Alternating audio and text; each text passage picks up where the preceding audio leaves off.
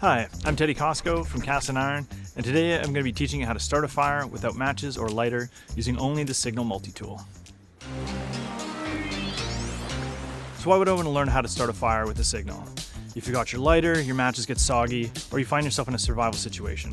Honestly, everybody has a little bit of time around the camp to learn new skills, and this is a great one to have. And if it saves your life one day, you can thank me later. In terms of the fire building materials, there are really three types: tinder, kindling, and fuel. And the biggest difference between these three is surface area. Starting with the tinder, this is really what you get your fire going with. It has the most surface area to catch a flame. Here I've produced some feather sticks with the Leatherman Signal, and I've got some dry moss. You can collect dry moss at the base of trees, give it a touch with your bare hand to see if it's wet, and collect some of this.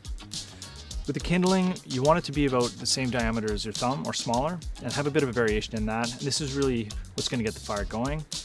And then the fuel, and this will be around the width of your wrist or up to a quarter round.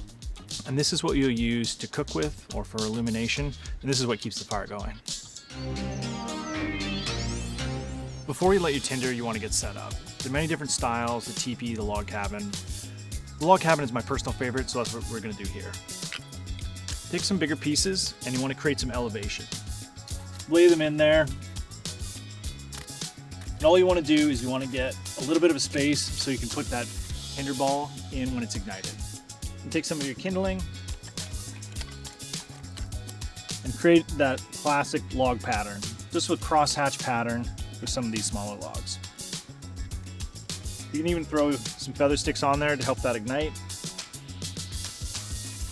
The key piece is you want to have enough air flowing in there that the flame can catch, and there's enough surface area that it's got a place to go. As you layer these, you want to go slightly bigger each layer. And you can even start putting some of your fuel, the smaller pieces of fuel, up on top here.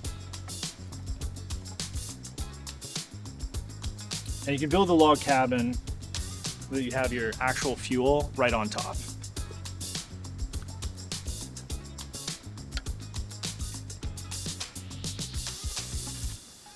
The beauty of this design is that once you get it going, it burns from smaller pieces from your tinder to your kindling right onto your fuel, and you can just add bigger and bigger pieces on as it burns down.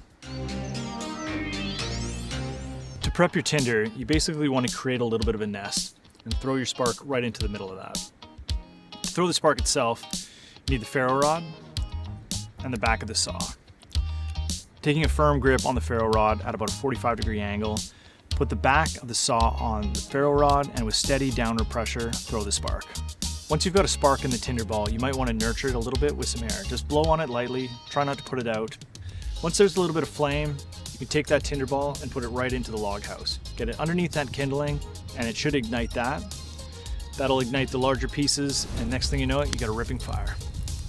So obviously this isn't the easiest way to start a fire, nor is it my preferred method, but it's a useful skill to have in case you find yourself in a tight spot.